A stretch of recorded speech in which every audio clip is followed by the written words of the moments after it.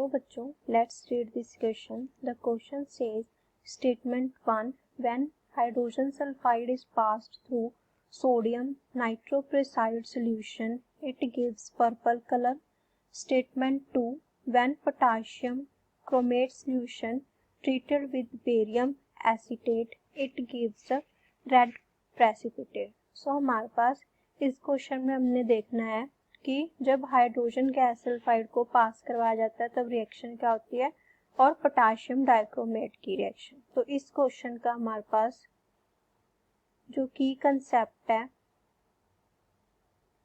वो आ जाएगा chemical reaction. अब हमने देखना है कि स्टेटमेंट 1 और 2 में से कौन सी ट्रू है कौन सी फॉल्स है, या दोनों ट्रू है या दोनों फॉल्स हैं. तो हम सबसे पहले देखेंगे स्टेटमेंट 1. स्टेटमेंट 1 में बोला गया है कि hydrogen sulphide gas so H2S it passes through, हमारे पास किससे पास कर रही है, सोडियम नाइट्रोप्रेसाइड सॉल्यूशन. सो ये हमारे पास होता है Na2FeCN5NO. This is sodium nitroprusside solution. अगर ये हाइड्रोजन सल्फाइड से रिएक्ट करता है तो ये हमारे पास कॉम्प्लेक्स कंपाउंड बनाता है Na4FeCN5NOS. तो यहाँ पे हमारे पास 4 पॉजिटिव, यहाँ पे 4. तो ये हमारे पास ये कॉम्प्लेक्स कंपाउंड बनाता है और ये कॉम्प्लेक्स कंपाउंड बनता है it is of purple colour. So हमसे बोला गया था कि हाइड्रोजन गैस सल्फाइड को अगर इसमें से पास कराते हैं तो ये पर्पल कलर देता है.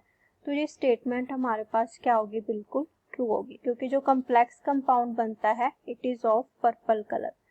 अब हम देखते हैं स्टेटमेंट 2 को.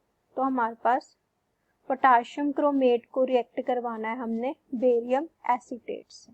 क्या रिएक्शन आएगी हमारे पास, potassium C2RO4 chromate plus barium acetate का होगा CH3CO2 बेरियम, क्योंकि बेरियम की वैलेंसी 2 होती है.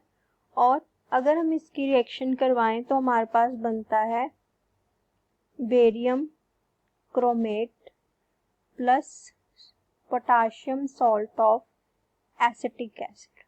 तो जो हमारे पास जो बेरियम क्रोमेट बनता है इसके हमारे पास कौन से प्रेसिपिटेट्स बनते हैं, येलो. तो बेरियम क्रोमेट के हमारे पास क्या प्रेसिपिटेट्स बनते हैं, येलो. क्वेश्चन में क्या बोला गया हमसे, it gives us red precipitates. तो ये हमारी जो स्टेटमेंट है ये क्या होगी, फॉल्स. तो हमारी जो सेकंड स्टेटमेंट है वो क्या होगी, फॉल्स. तो हमारे पास कौन सी ऑप्शन आएगी इसकी, option C. Statement 1 is true but statement 2 is a false. So option C is the correct answer. Hope you understand. Best of luck.